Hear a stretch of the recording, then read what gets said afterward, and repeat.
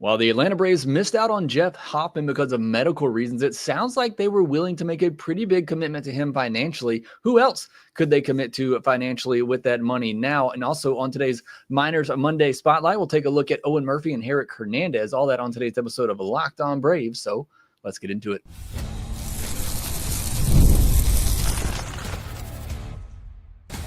You are Locked On Braves, your daily Atlanta Braves podcast. Part of the Locked On Podcast Network, your team every day.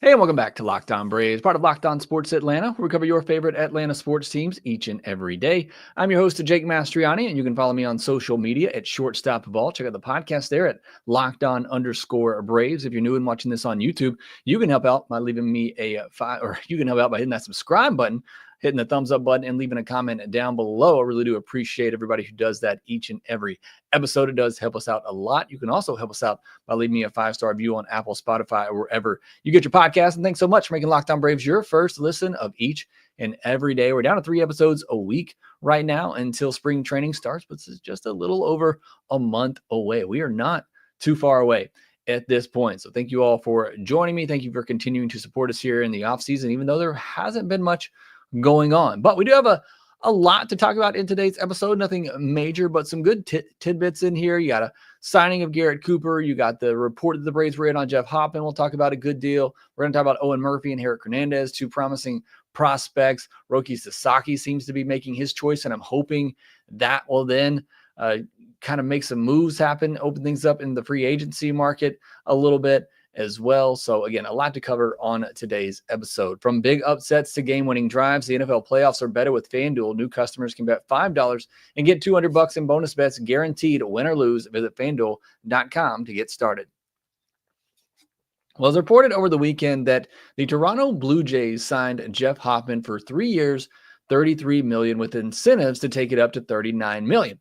And when I first saw the report, was a little bummed because Jeff Hoffman, I thought, was the one guy who made the most sense. We did a podcast on here talking about Jeff Hoffman versus Tanner Scott, and I came out of that thinking that Jeff Hoffman was the better choice, especially if he felt like he could be a starter. In 3 years, $33 million seems very, very reasonable.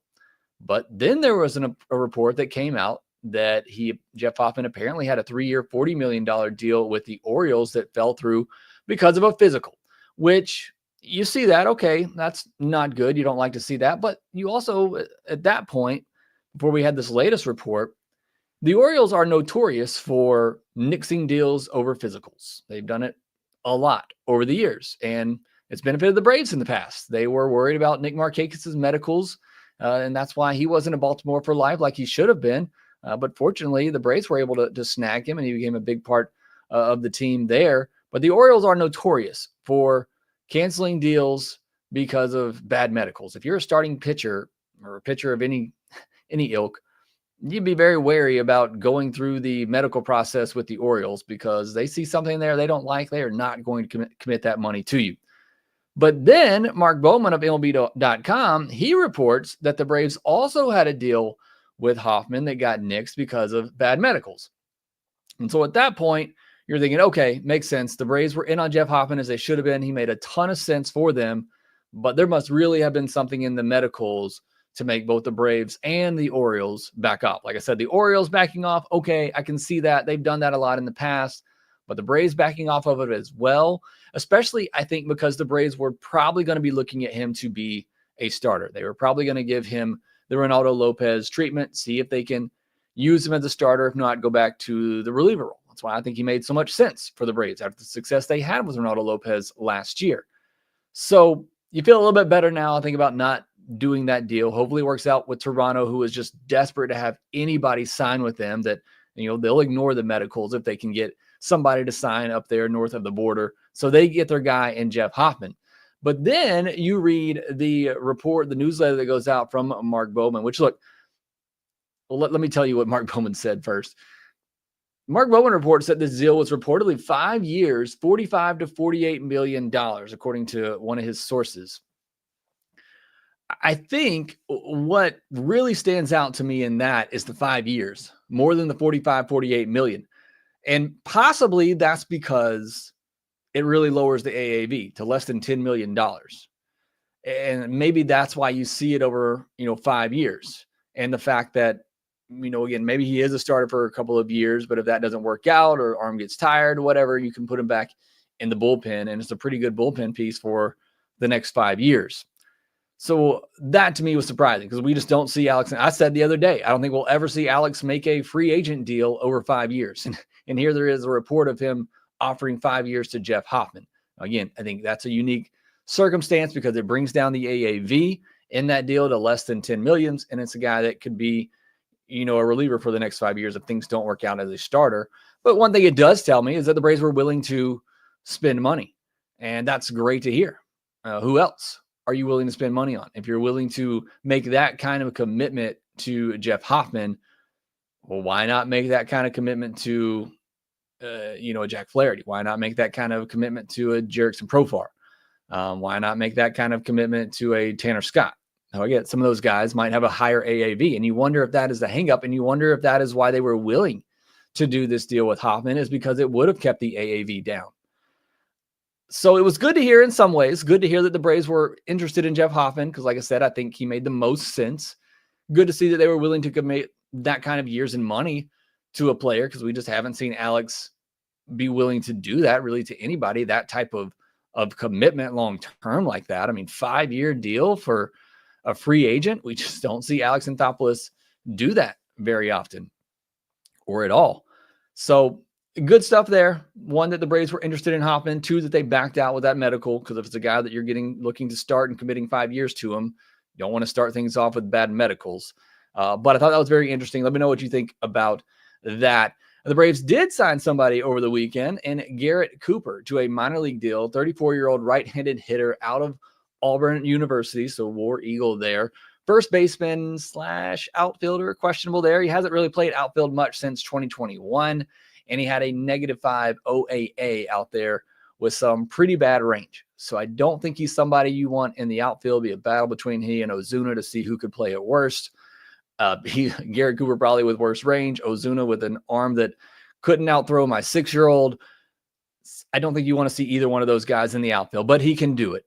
Had a pretty awful 2024 at the big leagues in 36 games, hit just 206 with 1 home run. However, at AAA, he did hit 310 with a 521 slugging percentage. And he had 7 straight seasons before 2024 with at least an OPS of 720. So as a veteran who's had plenty of good seasons in his career, but he's obviously 34 years old, no longer an everyday type of player. In 2023, he did slash 241 with a 304 on base in 123 games with 18 doubles and 17 home runs. So again, there is a history there of Garrett Cooper being a pretty serviceable major league player. He's hit well against the Braves. If you are a Braves fan, and you probably are because you're listening to this, you likely know the name Garrett Cooper, because with the Marlins, he just seemed to always crush the Braves. He has a 287 career average and a 366 on base percentage against the Braves, and just under 200 plate appearances. But here's the kicker. He's been even better against the Mets and the Phillies, which is something to think about. He has an OPS of 939 against the Mets in 151 plate appearances, and he has a 925 OPS at Citizens Bank in Philadelphia. So it's a guy who's crushed the Braves, but he's also crushed the Mets and Phillies. And maybe that comes into play at some point. He slashed 283, 333, 468 against lefties in his career for an 801 OPS. So big right-handed bat, possibly off the bench. He could make the roster as a right-handed bat to come face lefties off the bench. He's more than likely going to be organizational depth in case of emergency at first base, which let's hope that doesn't happen if he is even still in the Braves organization come opening day. A lot of times you see with veterans like this, if they know they're not going to make the roster, the team will release them and give them a chance to pick up a job somewhere else. We've also seen cases where that's happened. They couldn't find a job and they came back to the team that they spent spring training with. Charlie Culberson's done it like 20 times. So again, I think Garrett Cooper, his role is, in case of emergency, you got a veteran first baseman who's been there, done that. Best case scenario, I think, for him outside of that is being a right-handed bat off the bench to come in and face some lefties. So the Braves did make something happen over the weekend because of medicals, did make something happen in getting some more depth in a veteran first baseman in Garrett Cooper. All right, next we'll turn our attention to the minor league level, talk about Owen Murphy, who was having himself a breakout 2024 before getting injured, and then recent draft pick Eryk Hernandez, who came on the scene and looked brilliant in his short time in professional level last season. We'll talk about both of those guys here next.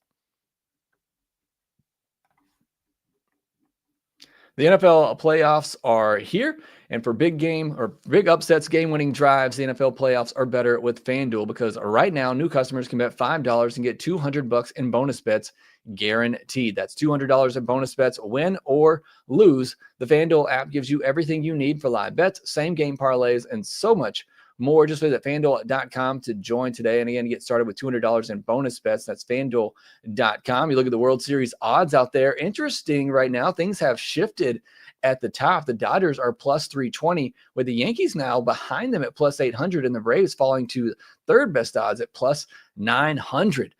So Braves falling back in the World Series odds a little bit, with the Mets and Phillies just behind them. They got other lines out there for the 2025 season. You want to check all that out at FanDuel.com. Also, make sure you go to FanDuel.com/playsafe for tools and resources to help you stay in control of the way that you play. Make this playoff season unforgettable with FanDuel, an official sportsbook partner of the NFL. Thanks as always for making Locked On Braves your first listen of the day. Go check out Locked On MLB for your second listen, solely catching up with everything happening around at Major League Baseball. Coming up later this week on the podcast, on Thursday night, unless something happens before then, we will jump back on the podcast, talk about those international signings that are coming down on a Thursday and anything else happening around Major League Baseball. Then we'll have our mailbag episode on Friday. But hopefully I will talk to you before then, because that means the Braves made a big move. I would certainly love to get on here and talk about that. All right, let's shift gears and go to the minor league level. And let's focus on one Owen Murphy, 20th overall pick in 2022, 6'1", 190 pounds, 21-year-old right-handed pitcher in 2022 after getting drafted. Through just 12 innings, 7 hits, 6 walks, 6 earned, but did have 17 strikeouts. So showing some big swing and miss stuff with the strikeouts. And then in 2023, 89 2/3 innings pitched, 83 hits, 32 walks, with a 4.72 ERA and a 1.28 WHIP. But again, 113 strikeouts in 89 2/3 innings, showing big strikeout potential. And then in 2024, started the year at high 8, through 41 innings, allowed just 18 hits. Say that again. 41 innings, 18 hits, only 12 walks, 9 earned runs, and 60 strikeouts. So he maintained the high strikeout rate, but also very much limited the hits, had a 1.54 ERA and a 0.73 WHIP. He was having a breakout season, likely headed for top 100 list, but then he got hurt, needed Tommy John surgery. It is so interesting in many ways. While I hate it, you had J.R. Ritchie and Owen Murphy, both high school pitchers, taken in the same draft by the Braves, and they have both had pretty similar situations so far. Last year, 2023, I guess 2 years ago now, J.R. Ritchie having a breakout season to begin 2023, gets injured, has Tommy John. Owen Murphy having a breakout season to begin 2024, gets injured, has Tommy John.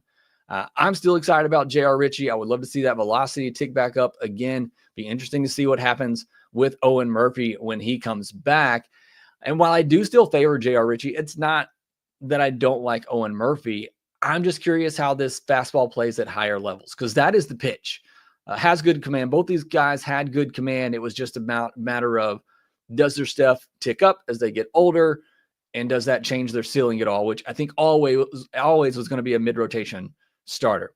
It's a low 90s fastball, but it has a life to it. It gets a lot of whiffs. I went back and watched several of his starts, and just a ton of swing and miss on this fastball, especially when he's able to locate it at the top of the zone. It was quite fun to watch, actually. I mean, he's just throwing 92, 93, 91 mile per hour fastballs at the top of the zone, and hitters just can't catch up to it. It has high induced vertical break numbers on it, which helps as well. And again, it really helps when you're able to throw it up high. It's a big, slow curveball that he plays off of that fastball up in the zone. So again, most hitters swing under both that curveball and the fastball. Good fastball command. Like I said, really good command for J.R. Ritchie and Owen Murphy. It really stood out about both those guys when they got drafted. A decent slider as well. Ceiling is a third starter. I still think that, but a safe floor is a back of the rotation guy. And again, I know I keep comparing these two. I just drafted them the same year. Both had similar kind of prospects in the terms that they have good stuff, can control it. Does it tick up or not? We saw it tick up for both guys, which gave you maybe the idea that they could be number 2 type starters. But I still think the ceiling for both is a number 3, with both of them having pretty, high floors as well as back end starters. I think Owen Murphy is I think the stuff is that good. I am just curious, once he comes back from Tommy John, what does that look like? What does that fastball look like at higher levels, at AA and up to AAA? Even though it was a breakout for him in 2024 before the injury, I didn't really see anything different than I saw before that.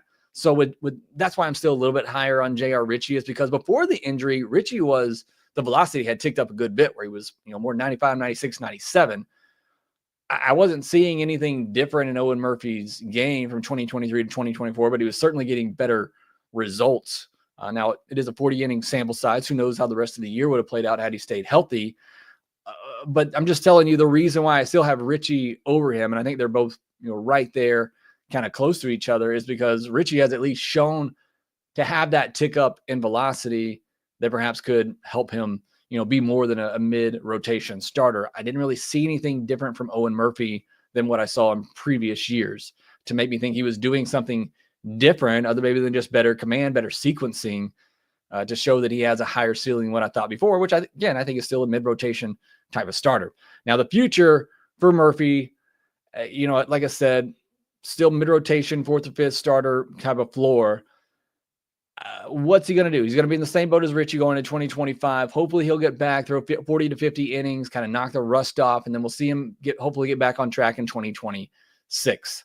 It's unfortunate, but it's the path of pitchers. The Tommy John is coming at some point. Major injuries coming at some point. You just hope he can bounce back from it, put that behind him, and get back on the road to success that he was in 2024. But very excited about Owen Murphy. Him and J.R. Ritchie both, I think, can be very solid rotation pieces at some point. So can't wait to see what he looks like when he comes back at the end of 2025. Now, the other pitcher I watched, Eryk Hernandez, 4th round pick out of last year's draft in Miami, 5'10", 205, 21-year-old left-handed pitcher. If you just would have looked at the surface level numbers at Miami, you would have wondered what the Braves were thinking drafting this guy. 70 and a third innings pitched, 75 hits allowed, 36 walks, but 95 strikeouts. So you look at that one thing right there, 95 strikeouts in 70 and a third innings, and you can tell, or you can probably guess, the guy has really good stuff. But a 4.66 walk per nine to go with a 12.2 K per nine. So again, elite type strikeout stuff, but just too many walks. And when you walk people right now at the college level, it turns into a 2-3 run homer. The college level bats are just on fire right now at the moment. However, he makes his professional debut for the Atlanta Braves, and he's perfect. I mean, his first start out, he literally was perfect. For 3 2/3 innings, he gave up no hits, no walks, and struck out 7. So it was quite the introduction for Braves fans to Eryk Hernandez in his professional debut. Now, overall, he threw 6 2/3 innings, allowed 4 hits, no walks, 2 earned, and 12 strikeouts. So even in his second outing, which he got bumped up immediately to high A to make that second outing, it wasn't nearly as perfect as it was in his first one, but he was still really good.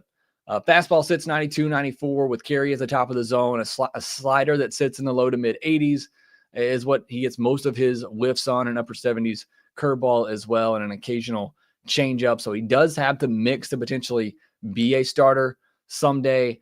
It's too small of a sample size. Even though I did see him some in Miami, it's really just too small of a sample size because, like I said, the big question coming in is the control. Can he command the zone a little bit better? And he did in 6 2/3 innings, but I need to see him do it over, in deeper into starts, 4 or 5 inning outings if he's going to be a starter, or over the course of a year. Again, I can ignore the ERA at Miami. It's hard to ignore that 4.6 walk per nine. I know he didn't struggle with walks early on, but I need to see more of that in 2025. And if we do, then perhaps there is something more here because he has the big strikeout stuff. And there's enough potential here. He has enough of a repertoire in his pitching profile to be a starter. However, I think this is a guy that's likely destined for the bullpen as a lefty reliever, especially if the velocity would tick up a little bit, which I don't know that it would. I mean, he's a college guy, 5'10". I don't know that the stuff would necessarily tick up, but if it did and he was sitting more 94 to 96 with that good slider that he has from the left side, that's going to be a really good lefty reliever one day. So I like taking these guys, especially, once you get into the 4th, 5th round, taking these arms like a Blake Burkhalter. I'm not sure exactly what round they took him in. I think that was actually earlier than that even, but taking those guys who have that good strikeout stuff, giving them a chance as a starter, seeing if they can develop into that. But if not, knowing their floor is a really good, left-handed reliever setup type of guy, which I think both Hernandez and Blake Burkhalter can be if they don't work out as starters. So I like these types of picks for the Braves where you're just taking the stuff, knowing that there's a high floor as a setup reliever, and perhaps if they can develop even more, develop another pitch or two, that maybe they could have something as a mid back of the rotation type of starter. And I think Hernandez is another arm just like that, along with somebody like a Burkhalter. All right, next we'll get into some other good news for the Atlanta Braves. You like watching spring training games? I love watching spring training games, but they're never on TV, or at least not easily accessible. That is changing this spring training. I'll tell you about that news and more here next.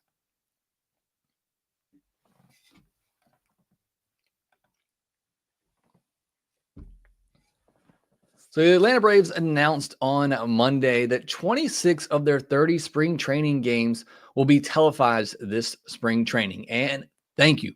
It is 2025. I don't know why we can't televise every spring training game. It's a major league sport. You have the ability to do this. Why is it 2025 and we're still having to claw our way to get to the majority of spring training games on TV? Now, it has gotten better, and I think it's gotten better for other teams before it's gotten better for the Braves.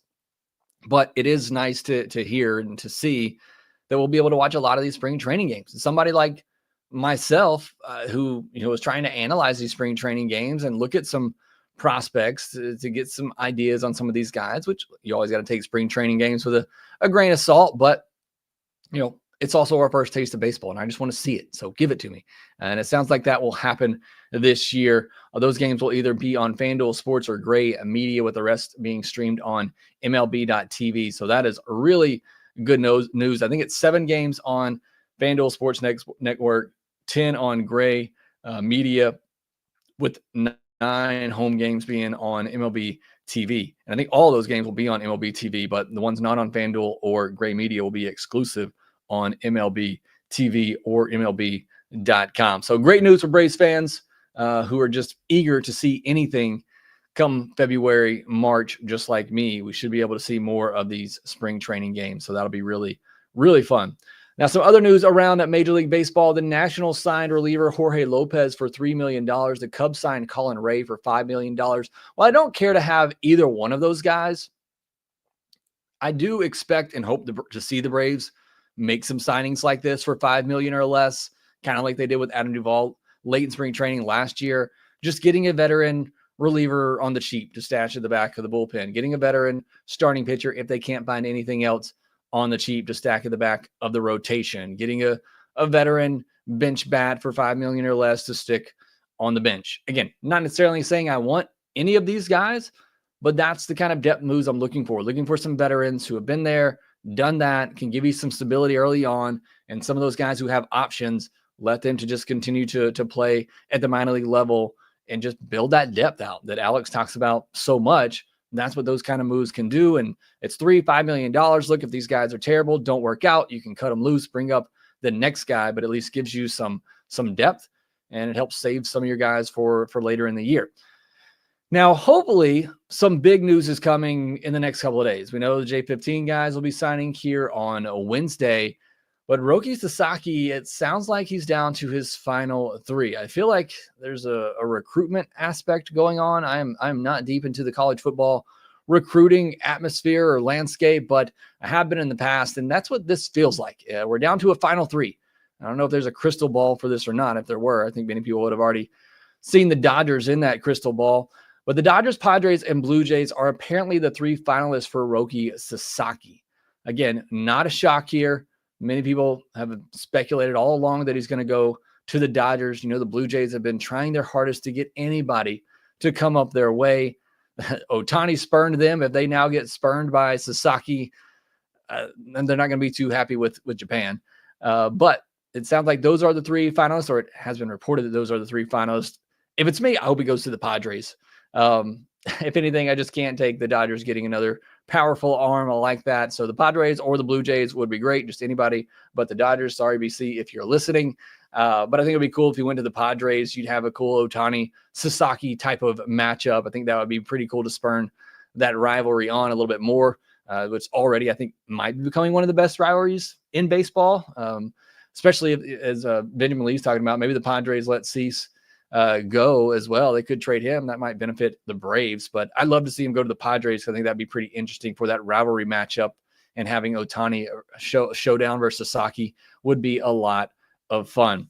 And hopefully, wherever he goes, we know he's not going to the Braves. Wherever he goes, I'm hoping free agency really picks up after that. You heard Alex Anthopoulos say on the radio the other day that he thinks the things could go into February. I'm really hoping that a lot of these teams, it's being slowed down somewhat by Sasaki. And we know now it's down to the Dodgers and Padres and Blue Jays, teams that if they don't get Sasaki, they're going to be trying to do other things as well. So again, we're all hoping that there is some sort of domino effect this offseason to get things going, because there's still a lot of names out there, a lot of good names out there. And we've discussed it on here before. I just don't like these guys who are signing late in spring training. It just doesn't ever seem to work out, especially for pitchers. So I want to see these guys get signed quickly, whether it's with the Braves or not, but hopefully at least the ones we want, they're with the Braves. Another interesting part of this international free agent process, which again, will begin on Wednesday, you're seeing international free agents flip. This is another aspect of the college football recruiting cycle. You're seeing prospects who are being flipped, which is very rare in the international signing process. Usually you're seeing these deals, they're done with these kids when they're 14, 15 years old. They're done years in advance of the signing date. You don't really see players who are flipping at the last minute like this. But as the Dodgers and the Padres and the Blue Jays are trying to pull together resources in their international signing bonus allotment to go land at Sasaki, that means they're losing out on other prospects, which is really going to hurt whoever doesn't get Sasaki, because that means they're also going to miss out on some top international prospects that they could have signed. So very interesting part of this whole ordeal. In fact, you see the White Sox, they flipped former Dodgers commit Orlando Patino. So very, very wild things happening in this international free agent class like we haven't seen before. I guess we've seen it, but maybe not to this level. So it's going to be really interesting to see who doesn't get them, how much it affected their international signing class. For the Braves, again, we know they're not in on Sasaki, so they've gone out. They are expected to sign 3 of Baseball America's top 100 prospects, including Diego Torrens, who Baseball America has ranked 5th overall. And it looks like he's going to be a very promising hitter at a young age. We'll see, but just some of the video I've seen of him, it seems like he's already more mature than most of those international prospects are, at least physique-wise. So very excited about that. And they also got a young kid who is also has grown a lot over the last couple of years, reportedly, and is hitting over 100 miles per hour. So very excited right now about who the Braves will be signing on Wednesday. And again, we'll talk more about that on Thursday's episode of Locked on Braves. Hopefully, we'll have some big signings over the day. Thank you all for joining me today. Benjamin Lee, AJ Evans, SoCal Braves. Flaherty is waiting to get a Max Free type overreaction when Roki signs. I just don't know that people are buying into Jack Flaherty. I am. I think you look at the underlying numbers for Jack Flaherty. I don't think last year was a fluke, so I would be okay with it. The only thing that would hold me back on him is just the medical history, which hasn't necessarily been the greatest. But 2-3 year deal, $18 million a year. I don't think that would be awful for a Jack Flaherty. But maybe he is one of those guys that is looking to wait until after the Sasaki signing to see if the Padres miss out. Maybe they go after him, or the Blue Jays, somebody like that.